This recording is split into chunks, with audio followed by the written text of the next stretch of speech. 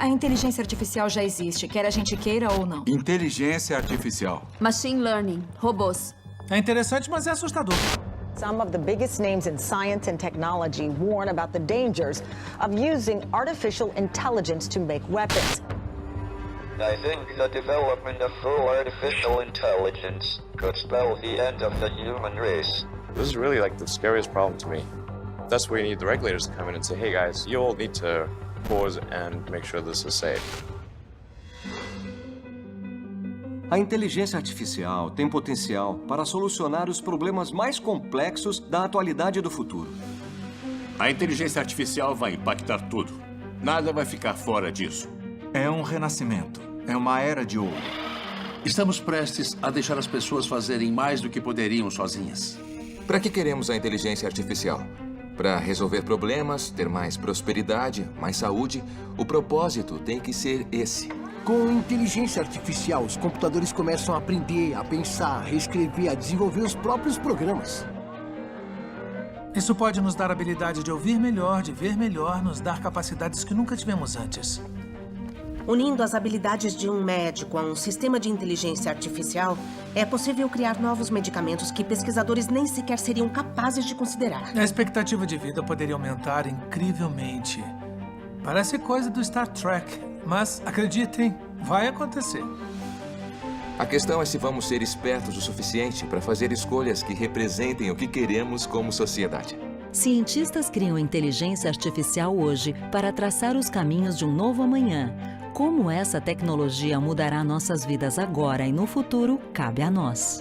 Chegamos a um ponto no qual usamos bem a inteligência artificial. Podemos nos desenvolver como nunca antes e trazer à tona o melhor de nós.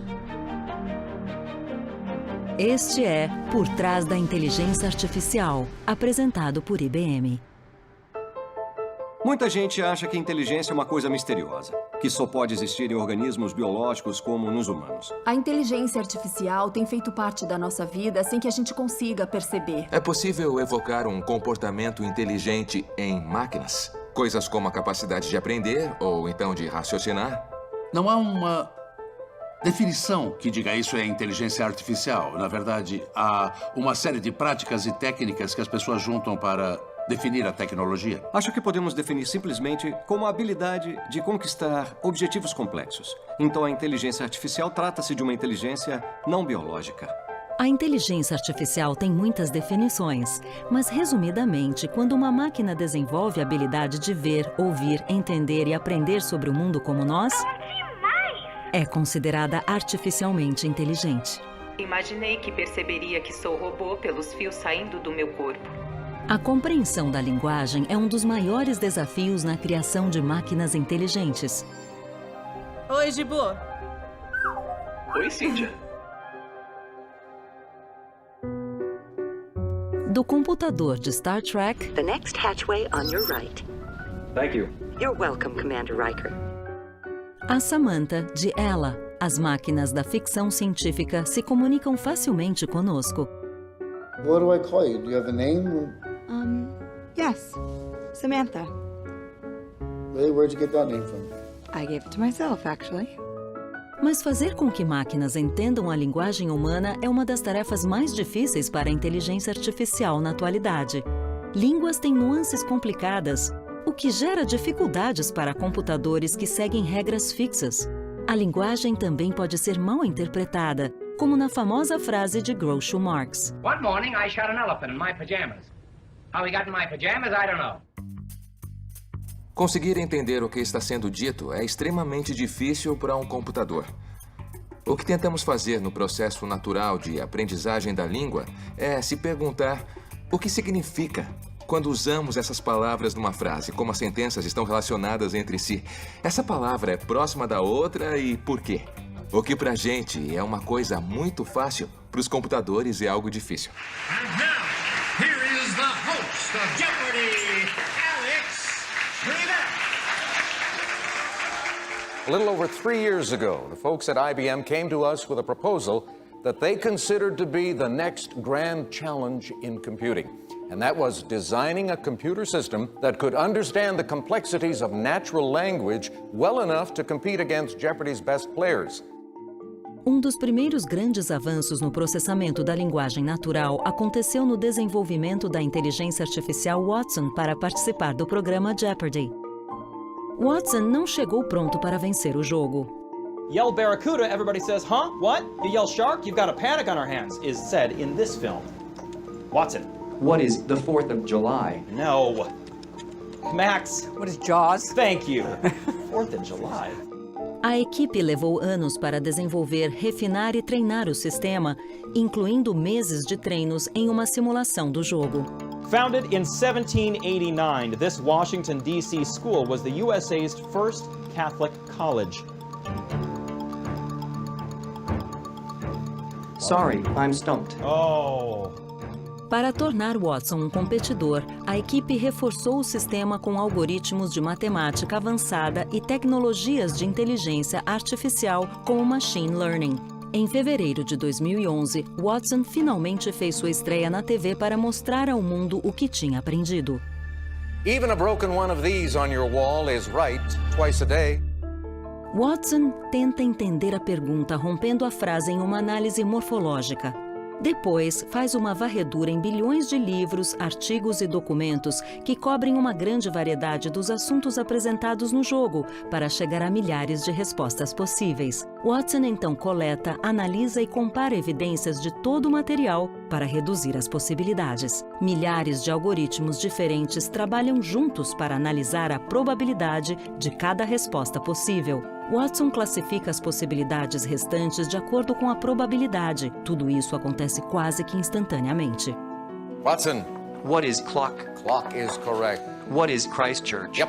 Who is Leo Tolstoy? Yes. Who is Henry VIII? Yes. What is narcolepsy? You are right again. And with that, you move to $36,681. A big lead. Em um momento histórico, Watson conseguiu derrotar dois dos melhores jogadores de Jeopardy do mundo. Who is Stoker? I, for one, welcome our new computer overlord. A equipe sabia bem que essa tecnologia poderia fazer muito mais que ganhar jogos de TV. A apresentação de Watson foi apenas o começo. A tecnologia poderia solucionar alguns dos problemas mais difíceis do mundo, auxiliando indústrias inundadas de dados. Se isso foi possível, o que mais viria por aí? Todos os pesquisadores da empresa receberam um e-mail com a pergunta qual deve ser o próximo desafio. E, em certo momento, tive a ideia de desenvolver uma máquina que fosse capaz de debater com humanos de forma significativa. Para elevar a compreensão da linguagem a um nível sem precedentes, pesquisadores em Tel Aviv, Israel, estão criando uma inteligência artificial que pode nos ajudar a tomar decisões por meio do debate. É a primeira vez que a equipe cria um sistema de inteligência tão complexo quanto este. Quando tomamos decisões, normalmente pensamos em possibilidades, não é? Um sistema de computador que consegue ler rapidamente milhões de artigos e apresentar os prós e contras pode ajudar na hora de tomar decisões. Há relatos históricos de debates desde a Grécia Antiga. Eles aconteciam na tentativa de resolver questões éticas complexas. De maneira simplificada, o assunto é proposto por um moderador. Cada lado pode apresentar os argumentos, uma réplica e uma conclusão de seu ponto de vista. Tudo isso em um tempo pré-determinado. Quem debate precisa ter habilidade de pensamento crítico e amplo conhecimento em diversos assuntos. Em um bom debate, os oponentes também devem usar o humor para criar argumentos persuasivos. I will not make age an issue of this campaign. I am not going to exploit, for political purposes, my opponent's youth and inexperience. As possibilidades de construções de argumentos para um debate são simplesmente infinitas. Há diversas decisões que precisam ser tomadas para construir um argumento sucinto, que seja original e que seja capaz de refutar o que for apresentado pelo adversário. Ainda no fim, é preciso juntar todos os argumentos usados para montar uma conclusão. E quando pensamos em cada detalhe envolvido num debate, vemos a complexidade do que isso exigiria de um computador. O computador consegue ler centenas de milhões de artigos em segundos. mas precisa ser capaz de identificar exatamente as 1000 palavras ou 2000 palavras relevantes para debater com humanos. Para um computador é muito difícil entender a pergunta, e para um humano é justamente o oposto. Normalmente entendemos a pergunta rapidamente, mas não temos memória suficiente para conseguir pensar em todas as respostas relevantes. Nós humanos estamos tão acostumados a entender a linguagem que nem nos damos conta o quanto é difícil. Para nós é muito claro como se constrói um argumento, como conectamos uma coisa a outras. Quando tentamos ensinar um computador a entender a linguagem, temos que usar blocos de construção. Podemos ensinar um sistema computacional a entender a morfologia. Podemos ensinar a identificar conceitos. E assim, talvez, identificar similaridades entre conceitos e as similaridades entre sentenças. Mas é preciso ensinar ao sistema como unir as informações com a inteligência. Há 1 ano e meio, uma equipe da empresa tem sediado debates internos para testar o progresso do sistema. Os debates que mostraremos nunca foram exibidos na televisão. Tomara que gostem de escutar e de assistir a debates entre um sistema totalmente automatizado e humanos especialistas em debates. Divirtam-se. Nosso primeiro tópico, como está escrito aqui atrás, é se deveríamos ou não legalizar as apostas esportivas. Esses assuntos não foram apresentados previamente ao sistema e nem fizeram parte do treinamento. A única informação fornecida é o tópico. Do lado que vai apoiar a legalização, temos o nosso sistema de debate e do lado que vai se opor a ela, a querida Raya Eichler. Então vamos dar início ao debate. Saudações, Raya. É um prazer encontrá-la de novo. Tomara que hoje eu me saia melhor que da última vez que enfrentei seus argumentos convincentes. Ou que, pelo menos, você demonstre misericórdia. Quando o debatedor recebe um tópico, ele primeiro tenta compreender o significado desse tópico. Então, ele analisa centenas de milhões de artigos para identificar argumentos que potencialmente poderiam ser usados para construir a defesa de um posicionamento. O sistema faz isso usando um processamento de linguagem natural, machine learning e técnicas de raciocínio para entender os temas implícitos no debate e apresentar argumentos de uma forma eficiente e convincente. Eu sugiro que deveríamos legalizar as apostas esportivas. Temos o direito de decidir como as pessoas devem se comportar, ou as pessoas têm o direito de decidir quais atitudes querem tomar. O propósito da legislação não é definir a moralidade ou ensinar a ética. A questão apresentada pelo sistema de debate é se temos o direito de decidir como os outros se comportam, e a resposta é sim. Primeiro, quando a capacidade da pessoa de tomar uma decisão totalmente racional está abalada, e segundo, quando isso afeta negativamente os outros de maneira concreta. O sistema precisa ouvir o oponente por 4 minutos. Não só dizendo uma única frase. O oponente fala rápido, cria argumentos complexos, levanta considerações éticas e o sistema precisa, de alguma forma, entender os fundamentos da coisa e apresentar uma resposta apropriada. Após apresentar seu argumento inicial, o sistema ouve a réplica do adversário e então constrói uma tréplica com base no que ouviu. Raya sugeriu que temos uma obrigação de proteger nossos cidadãos. Gostaria de apresentar uma visão distinta. Acredito que usamos a desculpa de proteger cidadãos para justificar a limitação da liberdade das escolhas de cada um. O envolvimento quando outra pessoa está tomando uma decisão que afeta única e exclusivamente a ela, infringe os direitos básicos do cidadão. O problema é que no caso das apostas, o único momento em que a pessoa faz uma escolha racional é quando realiza a primeira aposta. Depois ela continua fazendo apostas, mas não de uma maneira racional, e sim por causa do vício. É nesse ponto que o governo tem que se envolver e mostrar o quanto isso é perigoso. Acho que todos concordamos que as apostas esportivas têm efeitos negativos que normalmente envolvem a exploração de fraquezas. Mas a melhor forma de ajudar não é dizendo às pessoas o que não fazer, e sim mudando o ambiente e as condições dessas pessoas. Por isso, continuo firme em meu posicionamento de legalizar as apostas esportivas. Após o debate, os membros da plateia votam para determinar quem venceu. O sistema de debate conseguiu aumentar seu apoio em 10% e Raya conseguiu aumentar seu apoio em 12%. Foi quase empate. O computador tá melhorando cada vez que eu debato com ele, eu acho. Na primeira vez ficou claro que eu era muito melhor, mas ele tá melhorando e aprendendo a usar os argumentos para conseguir convencer as pessoas do que quer. Eu participo de debates há 16 anos, desde o ensino médio. Eu treino debatedores, mas quando eu vejo uma máquina fazendo o mesmo trabalho, aprendendo e evoluindo muito, eu acho mágico, para ser sincera. É incrível. Apesar de atualmente só participar de debates no nível de ensino médio, o sistema foi criado para impactar muito mais a indústria. Estamos passando da busca para a pesquisa. Quando buscamos algo, recebemos documentos relevantes para o tópico da busca. Estamos tentando pesquisar um tópico no sentido de ir um pouco mais fundo na busca. Quando buscamos um tópico, recebemos uma lista. Quando pesquisamos um tópico nesse sentido que estamos falando, recebemos argumentos prós e contra ele. Pode ser aplicado a tudo que exija uma tomada de decisão. Isso pode ser usado profissionalmente, por exemplo, se você for advogado ou promotor e precisar de uma argumentação. Toda vez que quisermos analisar os prós e os contras de uma decisão, nos beneficiaremos dessa tecnologia. Essa tecnologia é focada em perguntas que não têm uma resposta clara e simples.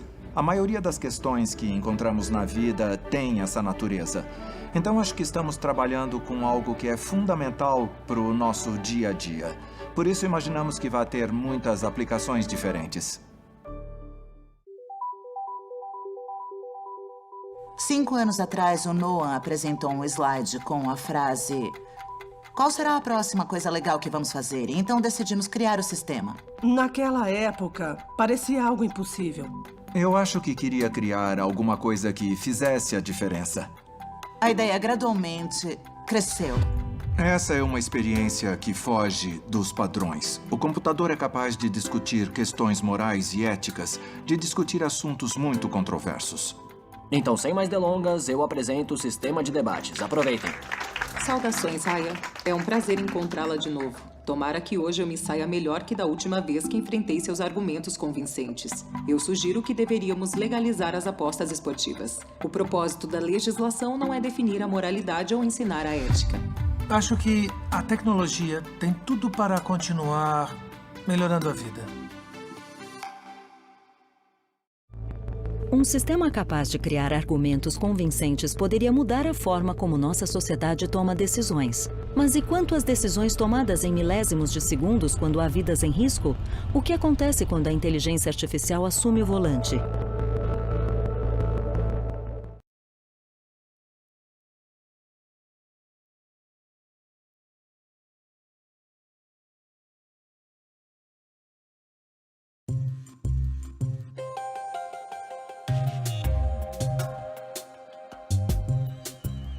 A inteligência artificial já pertenceu ao mundo da ficção científica, mas hoje está aqui, é real e parece estar em todos os lugares. A inteligência artificial está sendo usada para traduzir a complexa linguagem dos golfinhos. Um Robocop de verdade foi inserido na Força Policial de Dubai. E um robô entregador de pizza pode levar sua próxima refeição. Aqui está. Mas poucas inovações foram tão aguardadas quanto o carro que se dirige sozinho. FB2 to Tower.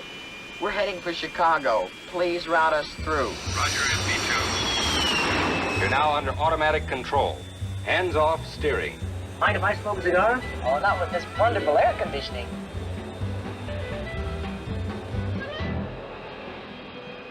Carros que dirigem sozinhos têm feito parte do nosso imaginário coletivo há décadas. Do Pontiac de A Super Máquina ao Audi autônomo de Eu Robô. What do you think you're doing? I'm driving. By hand? Mas será que estamos próximos de tornar isso realidade? Uma das aplicações da inteligência artificial que todos conhecem bem é o carro que dirige sozinho. Quando acontecer, isso terá um grande impacto. Mas as pessoas precisam entender que ainda não é possível, apesar dos vídeos do Google testando veículos na estrada ou das histórias sobre o modelo autônomo da Tesla.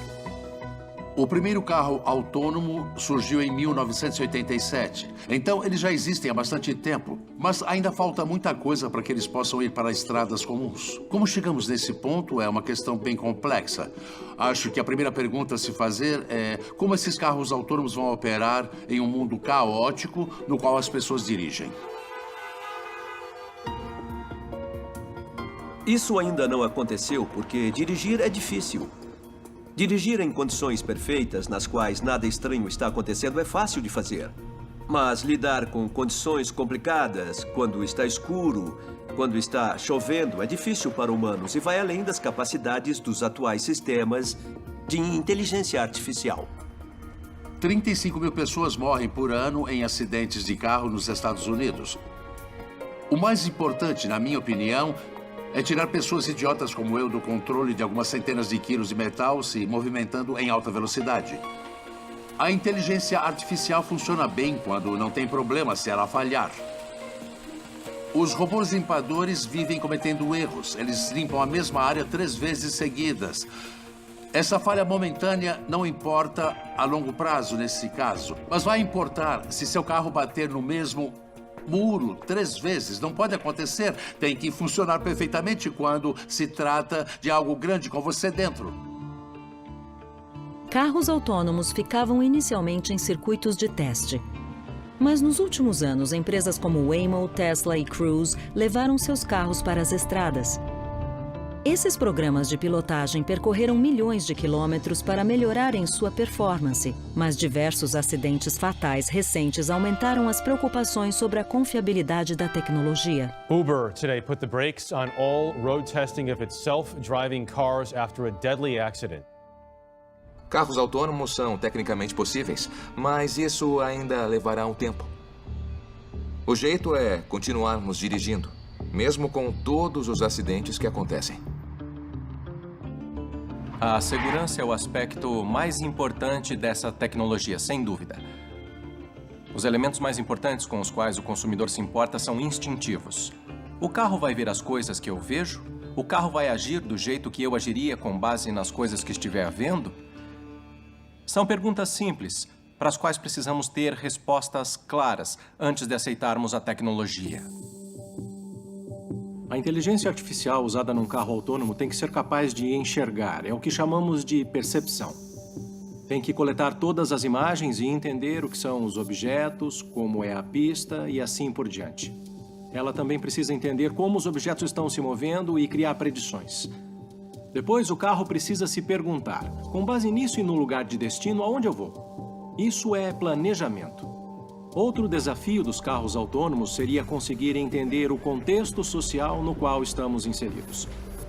Quando vemos crianças jogando futebol perto de uma rua, entendemos que a bola pode acabar indo para a rua. Mas o robô só vê pessoas chutando um objeto circular. Com o tempo, os sistemas vão aprendendo, e essa é uma das maiores vantagens da inteligência artificial, o aprendizado. Um dia ele vai entender que a bola pode ir para a rua, mas terá que ter várias situações, terá que reagir a elas, e então os humanos poderão ajudar dizendo, isso está certo, isso está errado.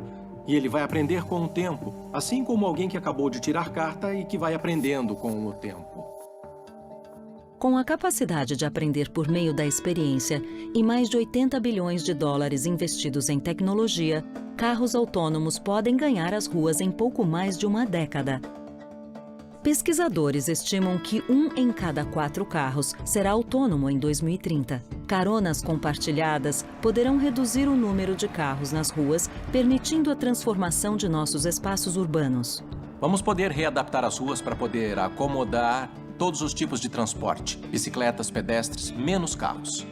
Há aproximadamente 700 milhões de vagas de estacionamento nos Estados Unidos, mais de 15 mil quilômetros quadrados, a área do estado de Connecticut. 14% das cidades são estacionamentos. Nós temos que retomar esses espaços e transformá-los em parques, em áreas residenciais.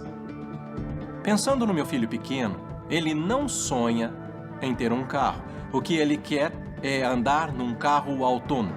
Eu tenho esperança de que, daqui 9 anos, quando ele já tiver idade para tirar a habilitação, isso seja uma alternativa. O futuro da segurança e da confiabilidade em carros autônomos depende da capacidade de aprendizado dos sistemas. Mas como isso funciona? A resposta é Machine Learning, algo que está por trás de muitos dos avanços atuais na inteligência artificial, presente tanto no jogo Space Invaders quanto na exploração espacial.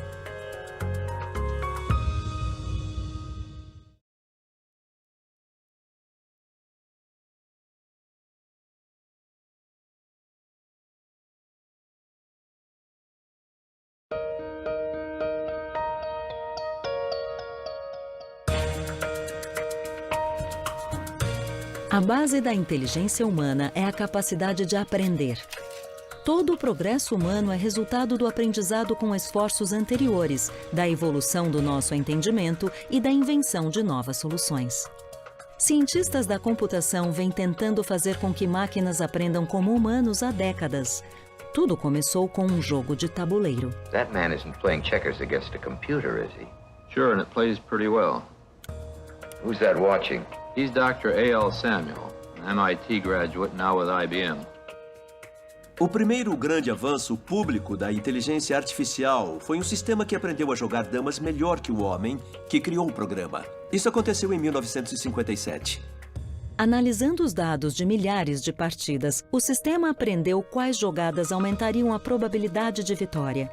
Samuel chamou esse processo de machine learning. Nesse processo, o computador analisa dados, encontra padrões nesses dados e usa esses padrões para descobrir qual o melhor caminho até o objetivo. Por mais revolucionário que fosse o trabalho, as ideias de Samuel eram limitadas pela capacidade de processamento da época. O pesquisador usava um computador que dispunha de apenas 256 bytes de espaço de armazenamento, o equivalente a um tweet hoje em dia.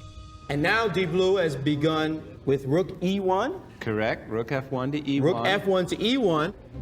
Ensinar computadores a jogar continuou sendo uma base de testes eficiente para o avanço da inteligência artificial. Em 1996, a capacidade de processamento avançou o suficiente para que Deep Blue vencesse o campeão Garry Kasparov no xadrez. And whoa! Deep Blue Kasparov has resigned. Também nos anos 90, Gerald Tesaro ajudou a reforçar o campo de machine learning, desenvolvendo um algoritmo que conseguia jogar gamão em nível de competição, o que foi a base para os avanços de inteligência artificial com jogos. Um salto considerável na capacidade de processamento, um aumento gigantesco de dados e avanços em algoritmos contribuíram para a revolução da inteligência artificial. As coisas ficaram muito melhores. Primeiro, por causa da capacidade dos computadores. Segundo, pela quantidade de dados. E terceiro, por causa de alguns matemáticos inteligentes que trabalharam por muitos e muitos e muitos anos. Cada um desses fatores teve seu papel para tornar esse tipo de aprendizado, que era lento e pouco confiável, em algo bem mais rápido e confiável. Agora está muito melhor. Aquela velha ideia não funcionou muito bem por um longo período de tempo. Mas os dados e a computação realmente transformaram a inteligência artificial em algo que agora podemos usar em diversas tarefas. Todos os dias, criamos dados mais rapidamente que em qualquer outro período da história humana. A cada minuto, assistimos a mais de 4 milhões de vídeos no YouTube, fazemos mais de 3,5 milhões de pesquisas no Google e tweetamos aproximadamente 500 mil vezes. A inteligência artificial está pegando todos esses dados e aprendendo com eles. Está fazendo isso numa escala inimaginável para humanos. Não temos como olhar para 1 milhão de linhas de dados e absorver toda a informação. A quantidade imensa de dados fornece oportunidades sem fim para os computadores aprenderem e para os cientistas da computação testarem e refinarem técnicas de machine learning.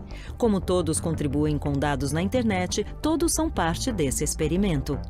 Estamos nadando num oceano de dados. Toda vez que olhamos para um smartphone, toda vez que clicamos num link num site, todos os sensores que estão ao nosso redor rastreiam informações sobre as nossas vidas. Hoje em dia, sistemas de inteligência artificial rastreiam o que fazemos e identificam nossas preferências, como o Spotify criando playlists personalizadas ou o Facebook escolhendo qual conteúdo mostrar na linha do tempo. Mas eles também estão programando sozinhos o pouso de foguetes da SpaceX e ajudando médicos a diagnosticar câncer com scanners radiológicos. Nos últimos anos, houve um progresso espetacular.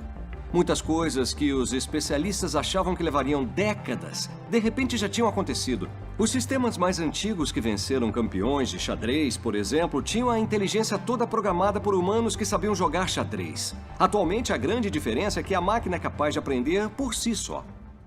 Em 2013, jogos do Atari como Space Invaders, Breakout, Sequest e Pong foram dominados por um sistema criado pelo DeepMind do Google, sem que humanos fornecessem informações além das regras do jogo. O DeepMind criou uma inteligência que aprende jogos de computador, sem ter a ideia do que é um jogo, ou uma bola, ou um jogador, ou pontuação. O sistema foi alimentado com dados dos pixels da tela. E depois de um tempo, aquele algoritmo simples teve uma performance impressionante em diferentes tipos de jogos. Em 2017, a mesma técnica foi adaptada de um videogame simples para um dos jogos mais complexos já inventados, Go. O Go, um antigo jogo de tabuleiro chinês, é tão complexo que há mais posições possíveis de peças que átomos no universo. Um sistema inteligente chamado AlphaGo Zero aprendeu a jogar Go jogando sozinho, sem receber exemplos de jogadas. As escolhas que ele fez para ganhar desafiou tudo que os humanos já haviam tentado. Apesar de normalmente as máquinas aprenderem por meio de uma grande base de dados, este programa aprendeu sozinho por meio do método humano de tentativa e erro, e nesse processo foi criando sua própria base de dados. O mais impressionante nesse caso em particular foi que o AlphaGo Zero era um sistema autodidata que não recebeu nada além das regras do jogo e, mesmo assim, conseguiu dominá-lo. No jogo, quando os profissionais viram algumas das jogadas, eles ficaram impressionados porque muitas pareciam inexplicáveis. Então, a inteligência artificial, e nesse caso específico, essa superinteligência artificial, está nos ensinando coisas que nunca aprenderíamos sozinhos. Avanços tecnológicos alimentados pelo machine learning já estão mudando todas as facetas das nossas vidas. Mas conforme as máquinas ficam mais inteligentes e capazes, surge a dúvida que não quer calar. Elas vão tirar o meu emprego?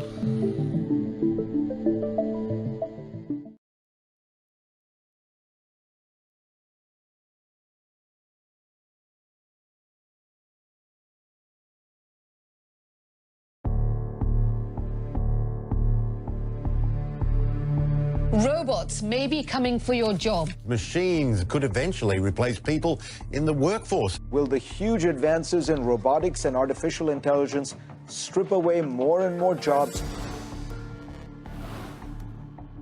Eu acredito que muitos empregos desaparecerão nos próximos 10, 20 anos. As pessoas vão começar a perder o emprego, seja no meio industrial ou executivo. Ninguém está seguro. Historicamente, máquinas substituem trabalhos humanos desde a primeira revolução industrial, mas essa transição também criou nossas primeiras fábricas e gerou novos empregos que antes não existiam. Esse ciclo de perda e criação de empregos se repetiu ao longo das décadas.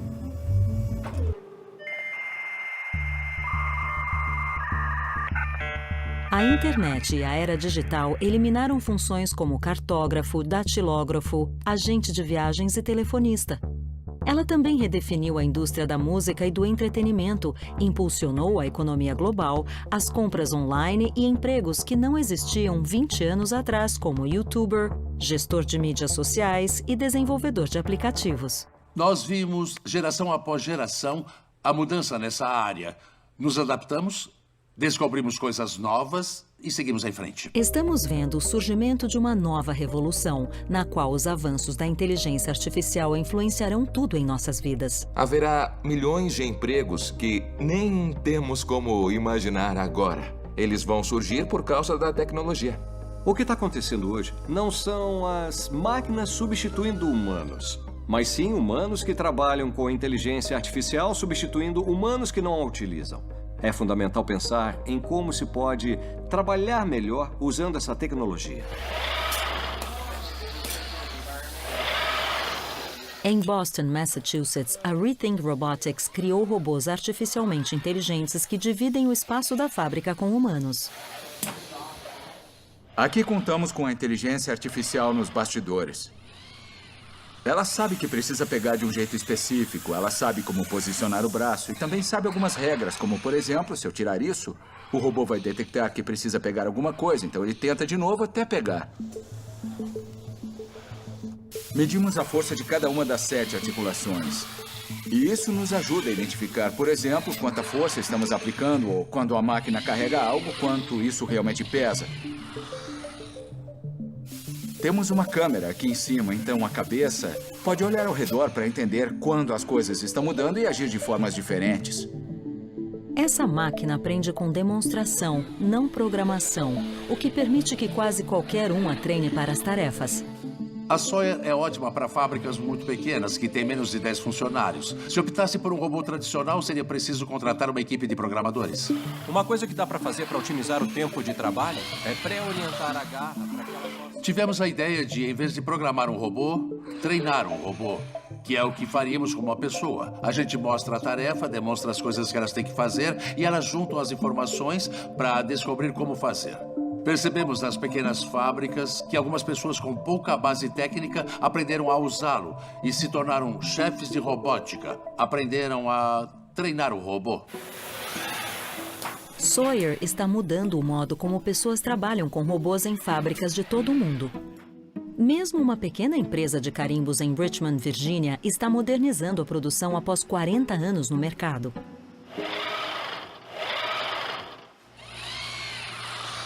Eu era gerente de remessa e meu chefe avisou que tinha comprado um robô. Eu achei ótimo, eu não sabia se ia ter as habilidades para usar, mas me animei a tentar. A primeira posição é essa, para pegar. E aí daqui a gente passa para a próxima posição. Para treinar essa máquina, a gente marca os pontos que quer e a inteligência artificial vai criar o restante dos movimentos entre esses pontos. Usamos a máquina para cortar madeira, porque é a tarefa mais perigosa na fábrica. E também para encher tinteiros, que faz a maior bagunça e leva muito tempo. A gente cortava umas 500 peças por dia, mas a máquina pode virar à noite fazendo isso. Aí quando chegamos pela manhã, ela já cortou 1000 peças.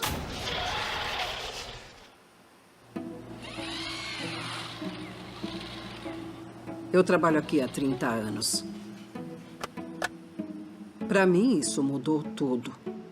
Se recebíamos um pedido grande, umas 100 unidades, tínhamos que cortar 100 peças, fazer os buracos e colocar os cabos.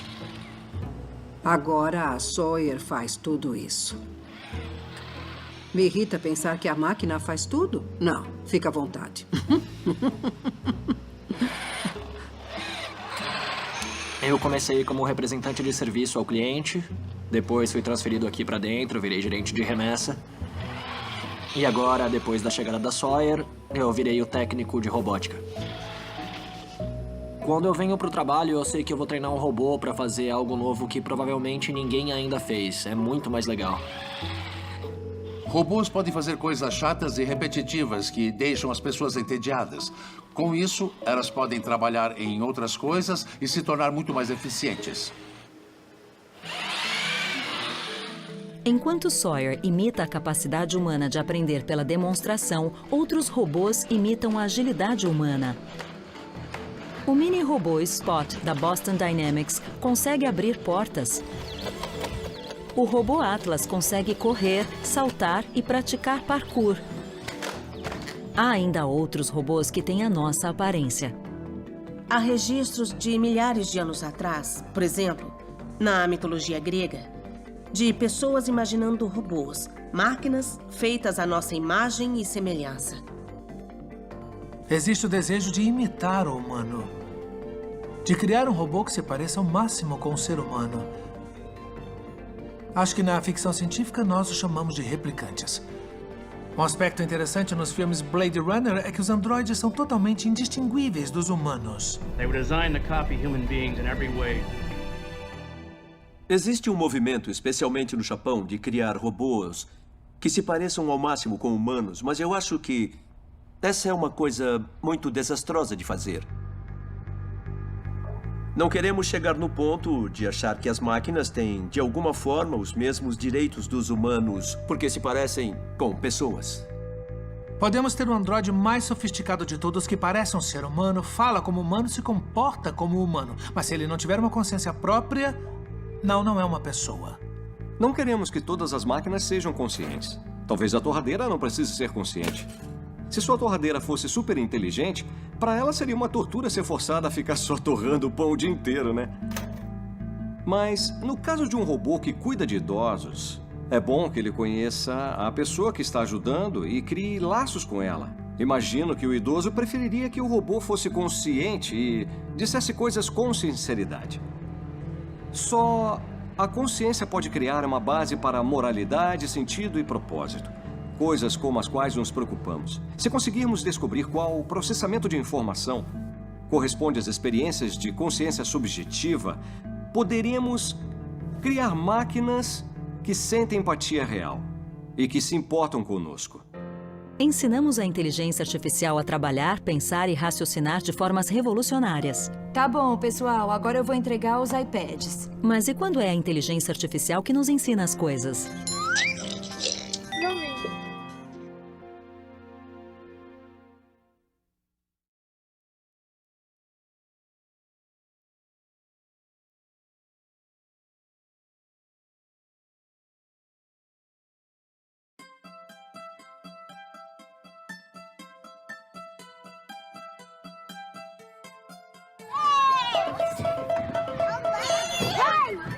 Todos aprendem de maneiras diferentes e qualquer ferramenta que pode ser usada para personalizar as coisas e ajudar na instrução, principalmente com crianças de idade pré-escolar, ajudará a criar a base do aprendizado da vida toda. Muitas das experiências das crianças são absolutamente novas para elas. Aprendemos mais nos 8 primeiros anos de vida que em qualquer outra fase da vida. Pesquisas mostraram que crianças que começam a escola em atraso continuam atrasadas e que todas as escolas têm diferenças drásticas, dependendo do estado onde ficam, do bairro onde ficam. O acesso ao aprendizado não deveria ser uma questão de endereço. Tudo bem? Tudo. Bom dia. Bom dia. Oi, bom dia. Eu tenho 23 alunos. Adoraria ser capaz de individualizar tudo.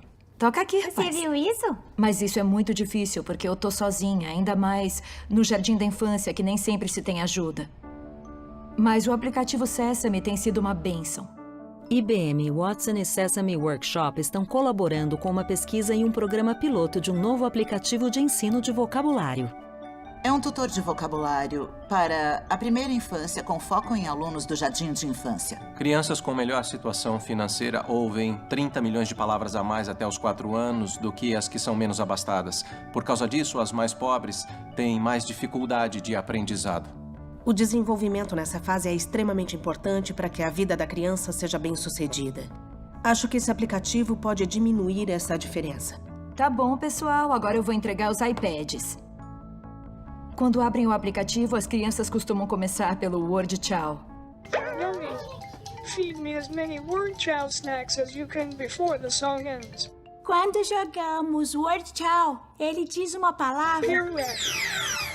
Aí, a gente clica na imagem que combina com a palavra para ele comer. Quando a gente erra, ele cospe a palavra. Try again. Com o Word Chow, Watson mantém um registro das respostas e do conhecimento da criança com relação a cada palavra. As palavras que aparecem na sequência terão relação com a evolução da criança ao longo das jogadas. As palavras variam de acordo com a criança.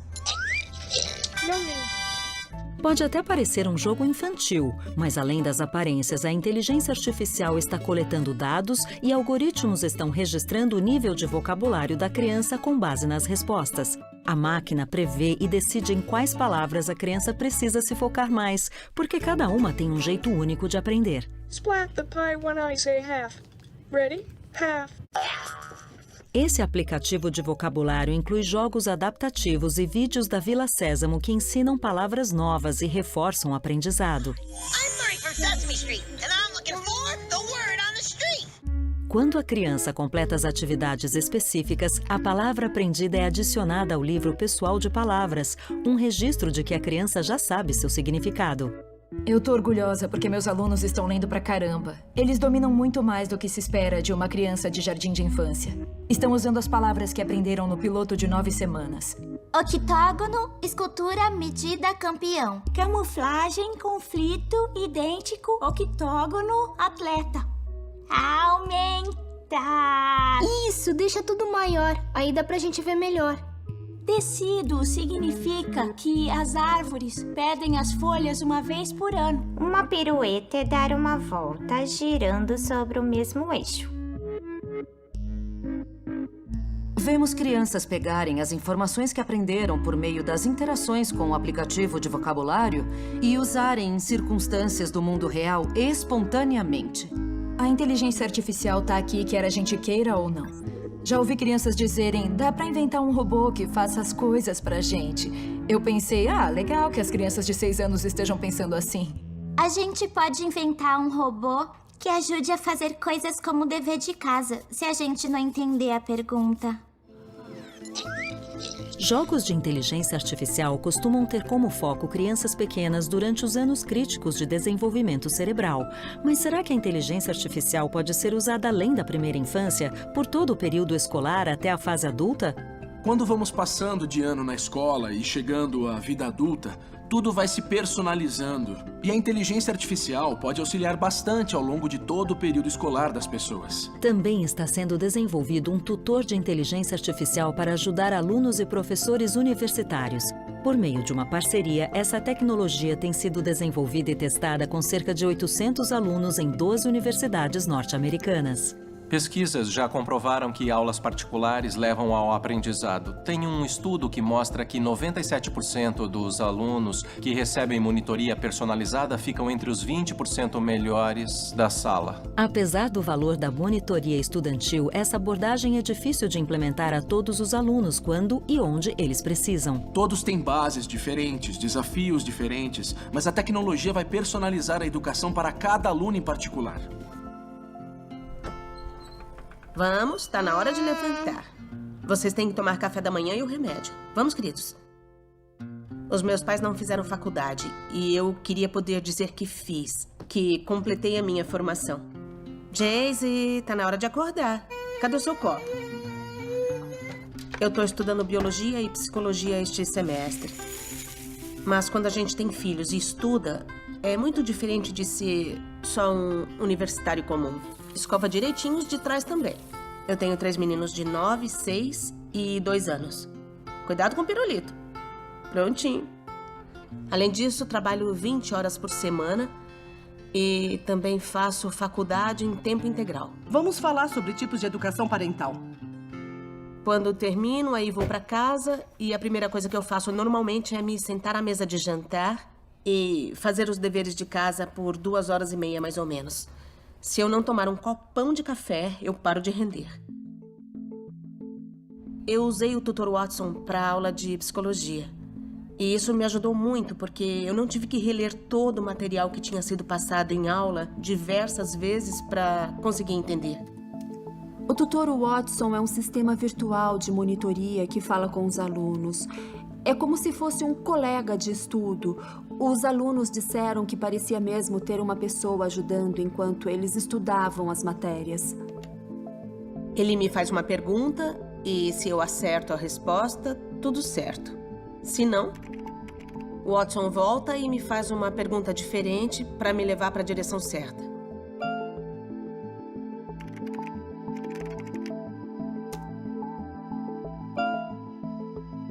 Se eu não souber a resposta, ele vem e me dá uma dica.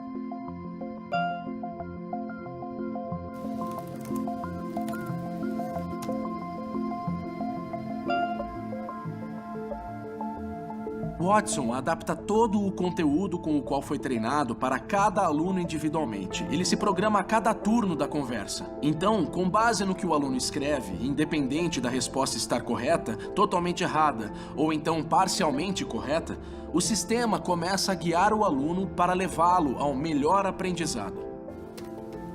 Foi como se eu estivesse me comunicando com um professor. Para mim, parece uma pessoa de verdade. Essas são as regras que... Professores também podem acessar o sistema para conseguir avaliar o progresso dos alunos.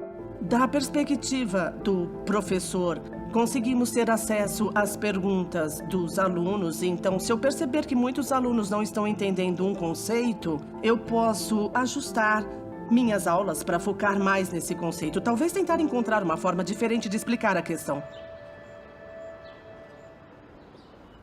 O que é isso? Mirtilo. Antes de usar o programa, estudar levava muito mais tempo. Isso. Mas o sistema Watson me ajudou a entender as matérias com mais rapidez. Chinelo. É isso mesmo. Acertou. Toca aqui. Muito bom. É uma coisa que dá para levar com a gente ao longo da vida. É uma ajuda personalizada. E, no futuro, o tutor Watson poderia entender e ter empatia pelo aluno a ponto de ser capaz de perceber uma frustração e se adaptar ao estilo da conversa. Nós estamos no processo, nas primeiras fases de desenvolvimento dessa ferramenta de aprendizagem. O tutor Watson é um sistema de monitoria inteligente que pode interagir com os alunos, como se fosse um ser humano em uma aula de monitoria particular. Fazia todo sentido criar essa parceria para desenvolver um sistema de auxílio aos alunos. Antes de usar o programa, estudar levava muito mais tempo. Mas com a ajuda do Watson, eu tenho mais tempo livre. O sistema Watson pode ter conversas personalizadas com cada um dos alunos, como um monitor particular, e informar ao professor qual aluno precisa de informações adicionais. Parece que ele é um professor. O Watson me mantém atenta, faz perguntas, mas se eu não dou a resposta correta, ele explica de novo de jeitos diferentes. Ele me ajudou a entender onde os alunos tinham mais dificuldade, o que me fez apresentar informações de um jeito melhor. A inteligência artificial muda tudo. Pode adaptar a educação de forma personalizada para os alunos, para que eles aprendam no próprio ritmo. A inteligência artificial está mudando o aprendizado e ampliando nossas mentes. Mas e nossos corpos? Ela poderia aumentar nossos sentidos e ajudar cegos a ver?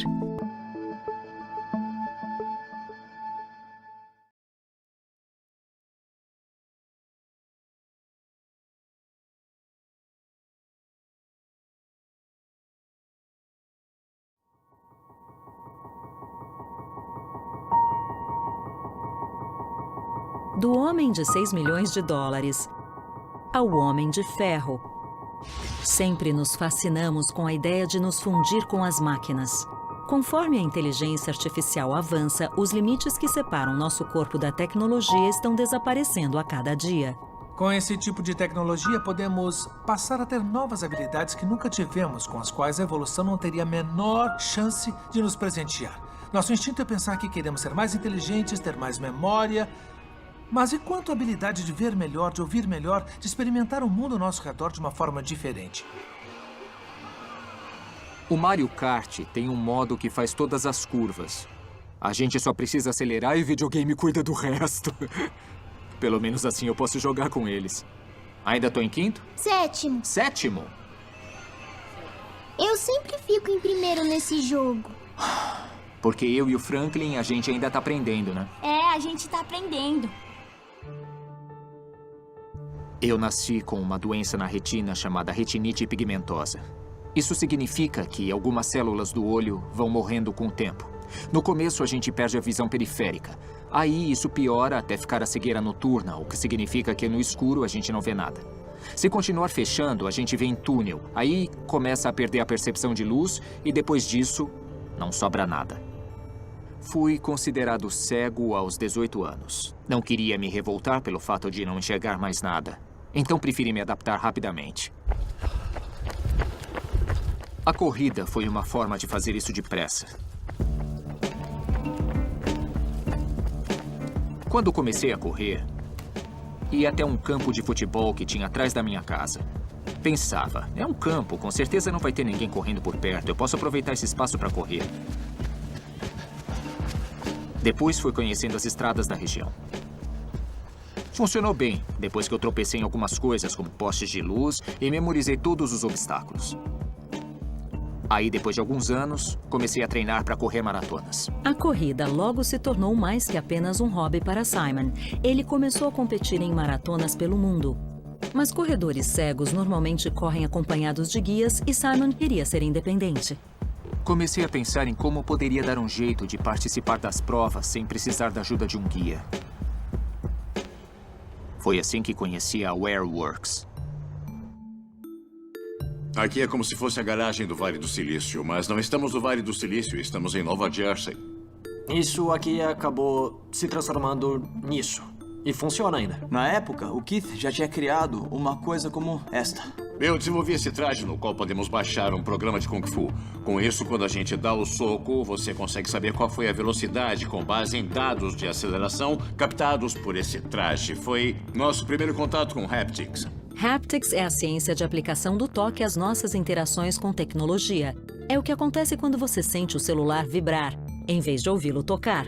A Wearworks desenvolveu uma série de braceletes que guiam usuários por meio de vibrações. Depois que a gente criou esse design simples de bracelete para pessoas cegas, o Simon procurou a gente. Já tá funcionando. Ah, tá? Tá sim. Perfeito. Imaginei que seria só uma bugiganga, mas quando testei, eu achei legal. Parecia uma ideia que funcionaria, então entrei em contato e propus que trabalhássemos juntos. Acho que a gente tá dando volta. Na época, a gente disse que ele poderia dar a volta no quarteirão. Não sei se é por aqui que eu deveria ir.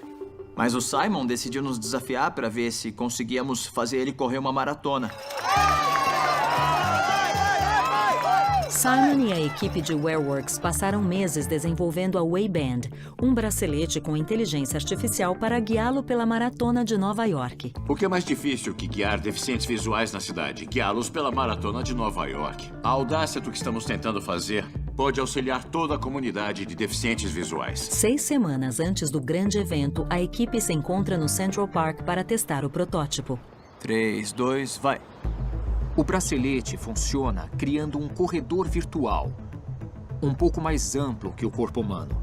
A rota é traçada com coordenadas do GPS e Machine Learning.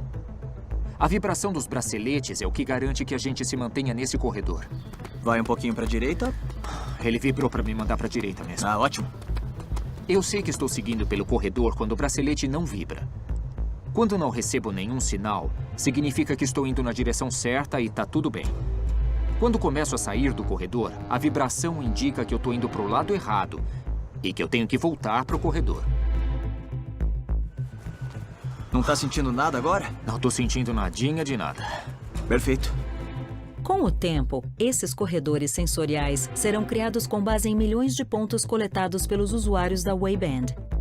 Por meio do retorno deles, o bracelete oferecerá as rotas mais seguras e convenientes. Diferentemente do GPS comum, o caminho é altamente preciso, alertando desvios de centímetros. Os pedestres têm opções. Normalmente preferem ir pelo caminho mais curto, por uma rota mais eficiente. Eu, como deficiente visual, prefiro os caminhos menos movimentados. Imagina contar com um dispositivo inteligente de navegação. Para a corrida, Simon vai complementar a Wayband com um sensor peitoral para detectar pessoas à sua frente. Funciona como sensores de estacionamento. Mas em vez de bip, eu recebo uma vibração. A maratona é o maior desafio da vida dele. Mas ele tá confiando na tecnologia, então estamos menos estressados.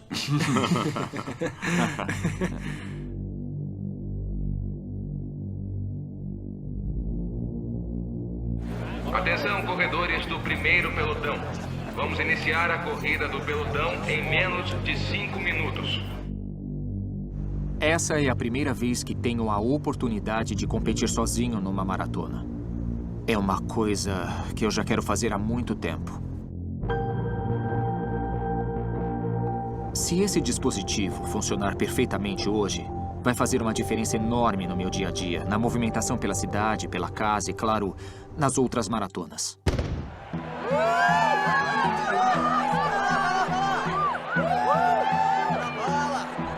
Nova York é uma cidade movimentada e tem umas 50 mil pessoas inscritas na maratona.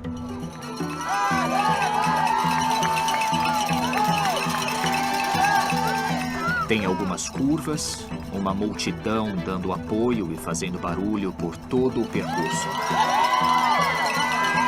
Então é complicado para um corredor cego.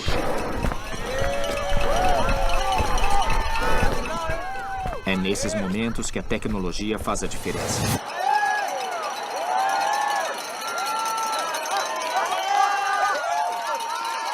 Apesar dos testes animadores antes da prova, Simon conseguiu correr sem a ajuda dos guias por cerca de 21 dos 42 quilômetros. Aproximadamente no meio da prova, as coisas começaram a falhar.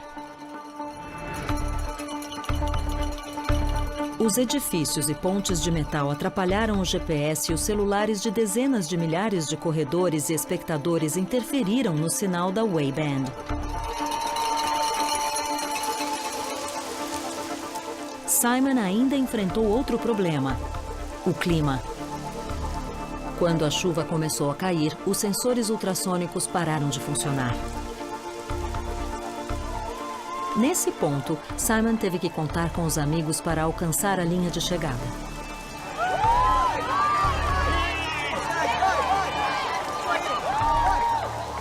Mais devagar, Simon. Controla o passo. Isso. Vem um pouco mais pra cá.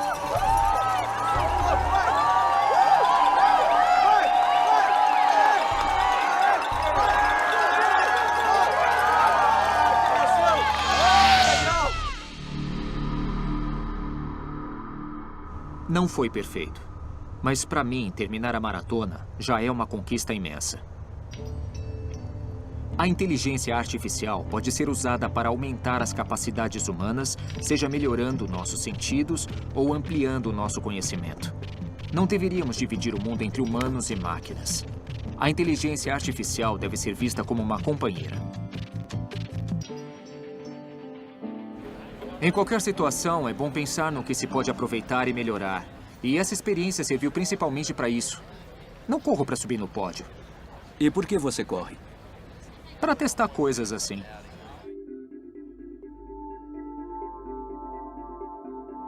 A minha maior motivação nessa maratona foi a ideia de tornar a tecnologia de locomoção mais acessível.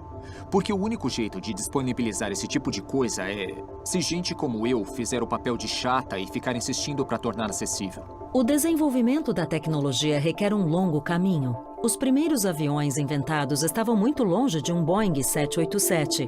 Com a inteligência artificial, não é diferente e cada passo para frente ou em falso ajuda no progresso. Essa é só uma amostra do que poderá se tornar possível daqui a alguns anos. Há uma infinidade de coisas que podem dar errado no corpo humano, mas com a ajuda das máquinas podemos começar a suavizar esses problemas. Estou fazendo mestrado na Universidade de Sheffield. Estou estudando Machine Learning. E acredito que minha motivação para entrar nessa área seja garantir que essa tecnologia de locomoção se torne acessível para pessoas como eu. No futuro, o que hoje entendemos como indivíduo vai se transformar em outra coisa. Deixaremos de ser só seres de carne e osso para virar meio cibernéticos. Talvez seja possível integrar partes biológicas com sintéticas e encontrar formas de nos reinventarmos. A tecnologia vai melhorar nossos corpos e mentes de formas nunca antes imaginadas. Ao mesmo tempo, vai nos ver, nos ouvir e nos analisar de maneira a desafiar nossas ideias de privacidade.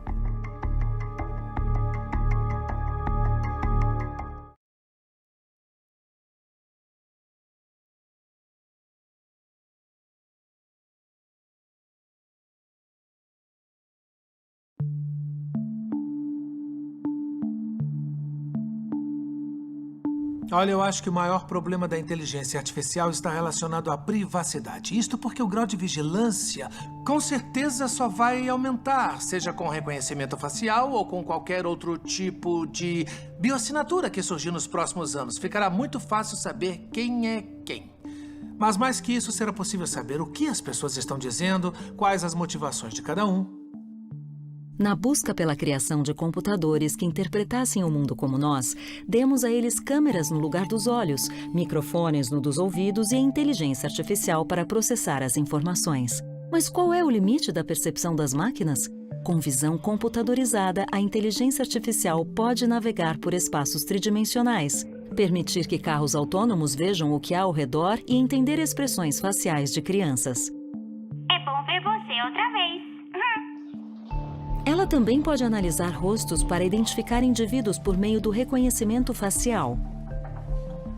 O sistema registra o rosto, guarda características distintivas como tamanho e posição de olhos, nariz, bochechas e mandíbula, e então busca imagens com características compatíveis. É isso que o Facebook faz quando pergunta se você gostaria de se marcar em uma foto. Ou quando o iPhone X é desbloqueado com o scanner facial do dono. Mas qual é o equilíbrio entre conveniência, privacidade e segurança? É bom se fazer esse tipo de pergunta da próxima vez que entrar em um avião. Hoje em dia, dezenas de aeroportos internacionais usam o reconhecimento facial para registrar passageiros. O governo Trump afirma que pretende exigir a biometria facial de todos os cidadãos em voos internacionais. Os passageiros tiram fotos digitais em quiosques que depois serão comparadas às imagens do passaporte. Aparentemente, essa tecnologia eliminará os cartões de embarque e acelerará o processo. Quem defende a privacidade diz que o governo está indo longe demais. A primeira pergunta a se fazer é se hoje temos privacidade. Qualquer um pode tirar uma foto sua sem que você saiba. Hoje, se alguém quiser de fato invadir nossa privacidade, essa pessoa consegue. A questão é se concordamos com o governo financiando o fim da privacidade ou com empresas financiando o fim da privacidade. Esse é o problema.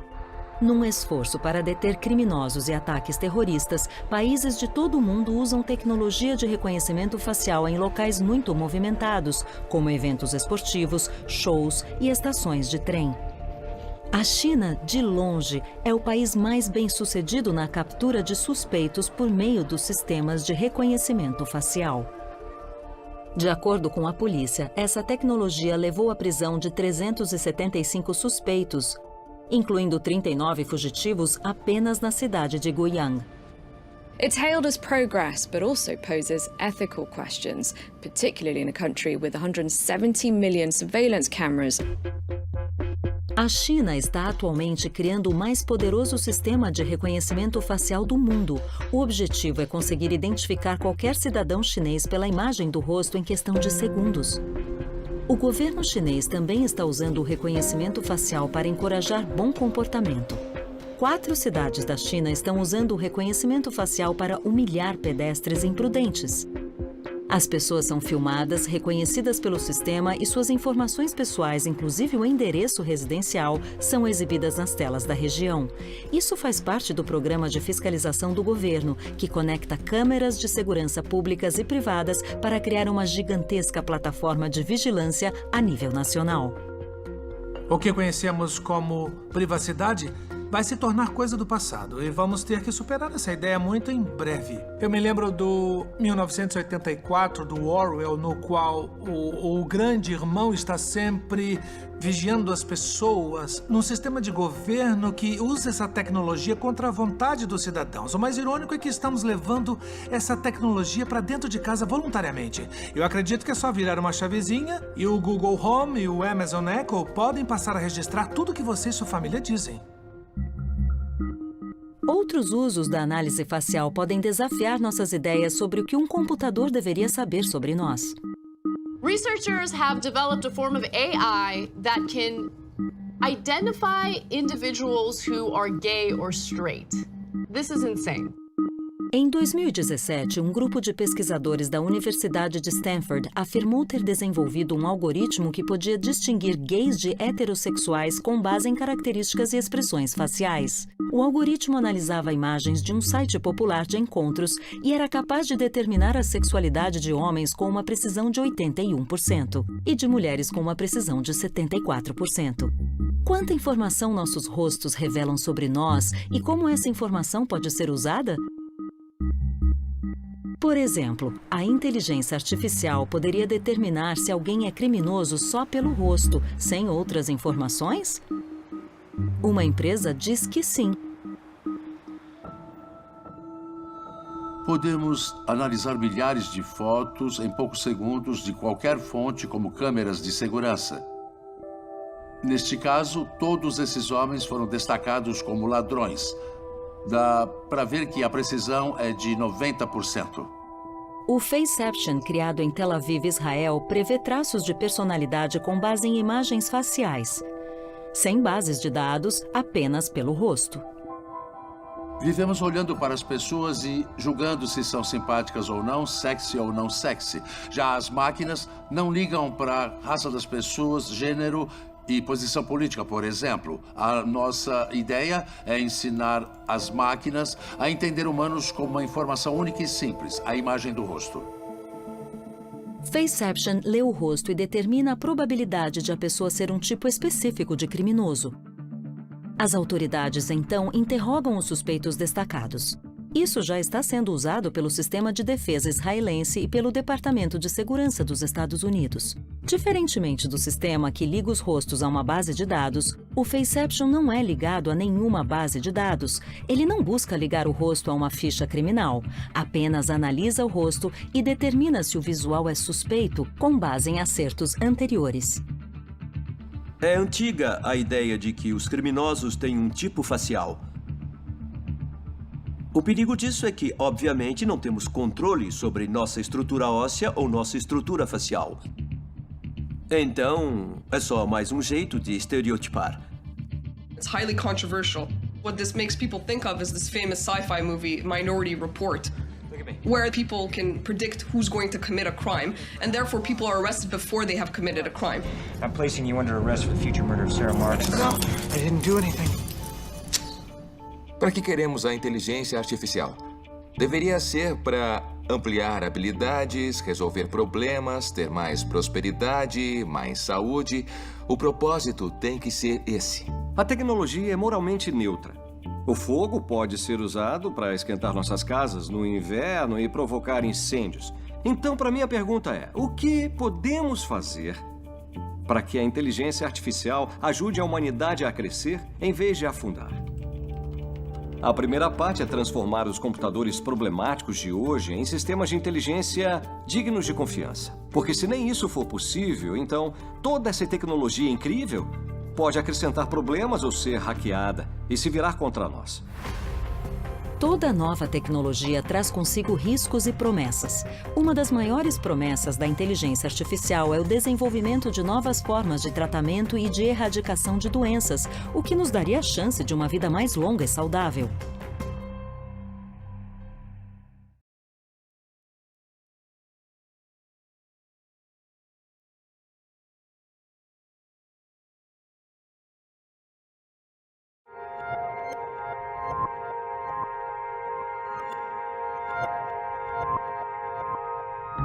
A estreia de Watson no Jeopardy representou um avanço na compreensão de linguagem pelos computadores. Essa tecnologia capaz de ganhar uma competição foi reaplicada de diferentes formas em diversas áreas da indústria, inclusive na área da saúde. Watson for Drug Discovery processa quantidades imensas de artigos médicos com outros dados para auxiliar na busca por avanços, como a descoberta de novos medicamentos para tratar as doenças mais complexas. Esse é meu livro preferido. Na verdade, de longe. Foi meu primeiro contato com coisas como o cyberespaço, cyberpunk, a singularidade da inteligência artificial. Sempre fui muito fã de ficção científica. Acho que posso até me arriscar a dizer que trabalho nessa área hoje porque sempre fui fascinado por tecnologia e por como ela afeta a sociedade. Isso é parte de quem eu sou. Começa assim: o céu sobre o porto era da cor de uma televisão ligada em um canal com chuviscos. Eu me lembro de ler e ficar chocado. Uau! Chuviscos com canal 1 em ligada à televisão, uma de cor da era Porto O sobre céu O.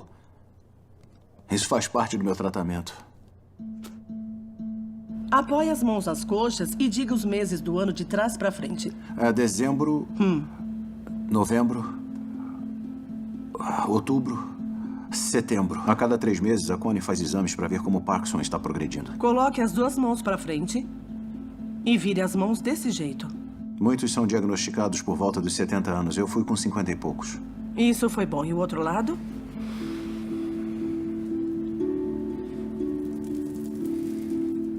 Tá difícil de continuar, né? É, tá sim, é. Tá. Me sinto traído pelo meu corpo. Fico olhando para ele e pensando: por que você tá tremendo? Desce da maca um pouquinho e anda até a parede. O mal de Parkinson é predominantemente um distúrbio de movimento causado pela degeneração de um grupo muito específico de células dentro do cérebro. Essa degeneração acaba provocando movimentos descontrolados. Agora, com a mão direita, faça esse movimento com os dedos. A pessoa começa a sentir um tremor, normalmente nas mãos, lentidão de movimentos, depressão e ansiedade, e infelizmente não há cura. É uma doença de avanço lento, por isso é tão difícil pesquisar a respeito dela. Temos que acompanhar os pacientes com testes clínicos simples para ver se, por acaso, o tratamento tem algum impacto no quadro geral. Infelizmente, o único tratamento que temos e que damos aos pacientes é o mesmo dos anos 60. É mais velho que o Jonathan. É difícil, mas ou a gente aceita passivamente ou tenta reagir. E eu quero reagir. Passei a vida toda ajudando pessoas a resolverem problemas com o uso de tecnologia. Então, a ideia surgiu naturalmente. Trabalhei nessa área por pelo menos 30 anos. Tenho um problema como conserto. Se não dá para consertar com pessoas, talvez dê para consertar com tecnologia. Eu fui conversar com a Connie e os colegas dela e disse que tinha ouvido falar do Watson. O Jonathan disse... Tem essa coisa. É uma máquina. Devem ter ouvido falar dela. Se chama Watson. Queria saber se tem alguma forma de usá-la na pesquisa do mal de Parkinson. Vocês têm alguma ideia? Pessoalmente, eu não tinha nenhum conhecimento sobre a inteligência artificial. Acho que foi por isso que fiquei tão desorientada quando Jonathan me mostrou aquilo. Eu vi ali a possibilidade de acelerar a pesquisa. A capacidade de fazer conexões e ler uma grande quantidade de materiais em alta velocidade. Eu tomo um medicamento tão velho quanto eu. Então imaginei que o Watson poderia ajudar ou complementar o trabalho que os pesquisadores estavam fazendo.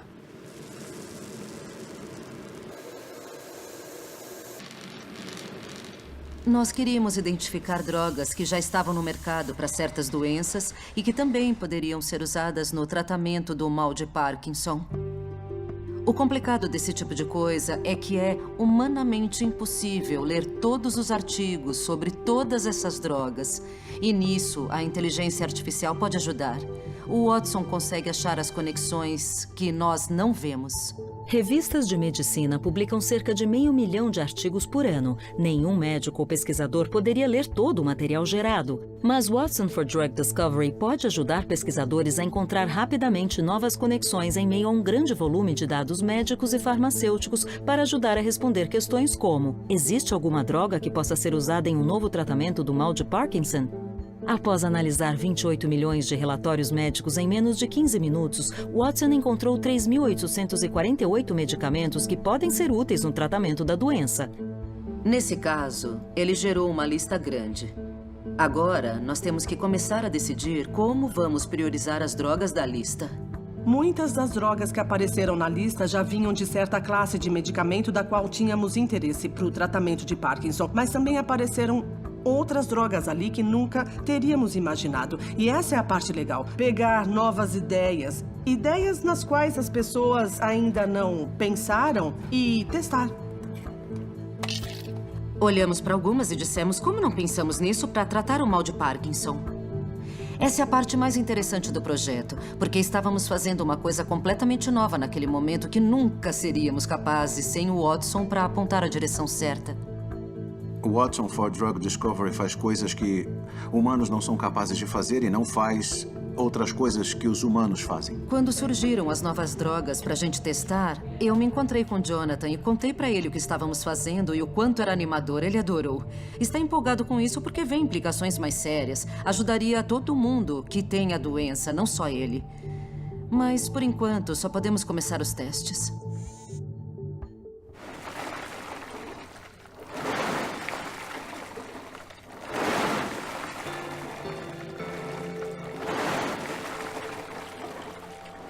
Na atual conjuntura, não acho que a cura do mal de Parkinson será descoberta durante a minha vida. Mas não significa que não vou continuar tentando. Uma hora algo vai aparecer, só precisamos ser persistentes. A minha avó teve isso, minha mãe teve isso, eu tenho.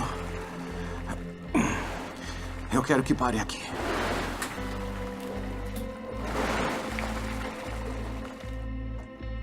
O mal de Parkinson continua sem cura, mas com a ajuda da inteligência artificial existe a chance de mudar essa realidade descobrindo novos medicamentos.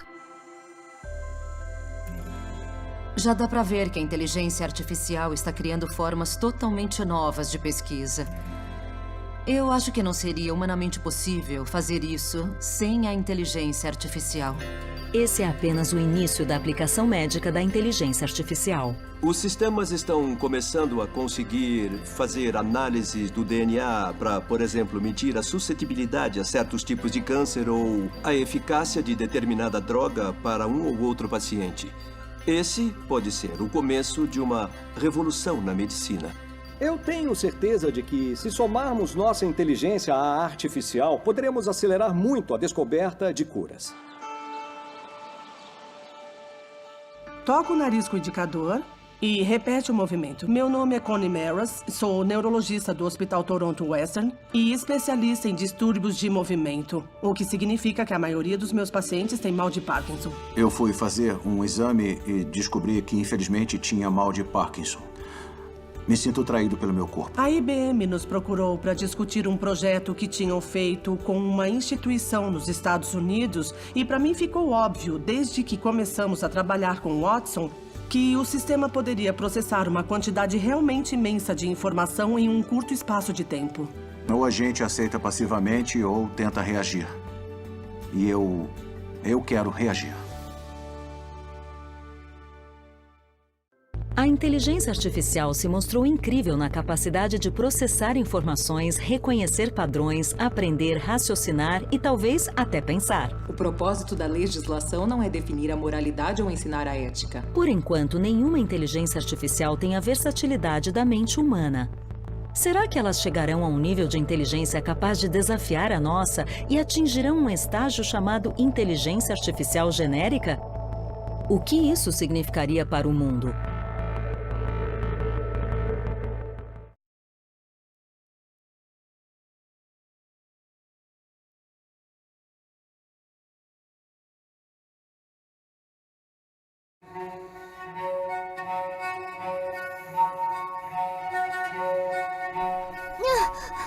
Duvido você subir!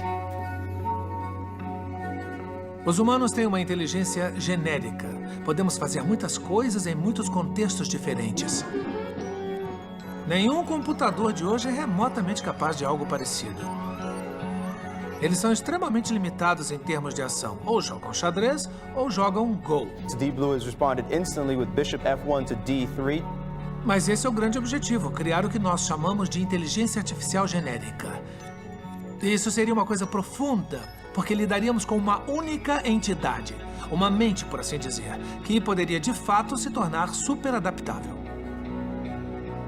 A inteligência artificial genérica é o que muita gente chama de singularidade. Quando as máquinas se tornam espertas como os humanos ou ainda mais. Muita gente teme a ideia da singularidade porque a inteligência vai ficar tão avançada que vai nos superar e sair do nosso controle. Oi, muito prazer. A singularidade é um evento após o qual não se pode prever mais nada. É um nome que marca uma explosão de inteligência num período em que as máquinas, além de serem um pouco mais espertas que nós, serão bem mais capazes.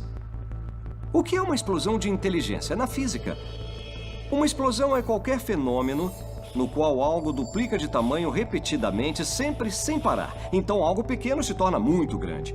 Quando é a energia que é liberada e duplicada, chamamos de explosão de uma bomba.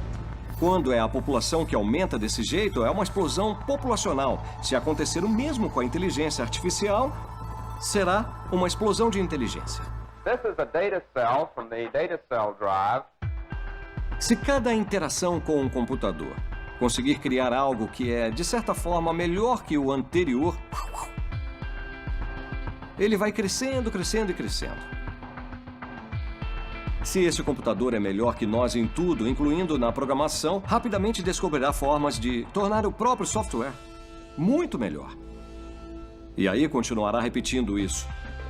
O que pode deixá-lo não só um pouco melhor que nós, mas com certeza muito melhor que nós. Eu sempre achei que a superinteligência artificial não seria criada por um humano ou uma equipe de humanos. Não me surpreenderia se logo tivéssemos máquinas ensinando outras máquinas a fazerem suas funções de uma maneira que não seríamos capazes.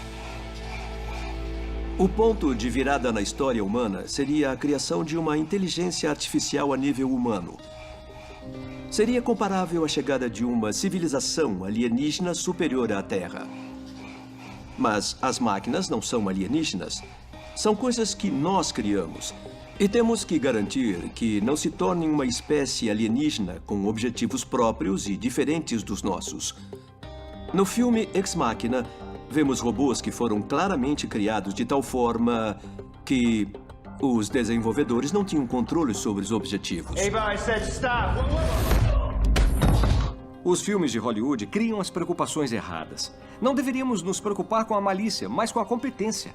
E objetivos diferentes. Então, se quero construir uma usina hidrelétrica para produzir energia e tem um formigueiro no caminho, problema das formigas.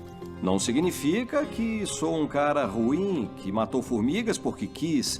Só significa que meus objetivos não estavam alinhados com os da formiga. Não devemos nunca pôr os humanos na situação dessas formigas. Quando lidamos com algo mais inteligente que os humanos, não dá para imaginar tudo que esse ser inteligente pode fazer, nem se vamos gostar.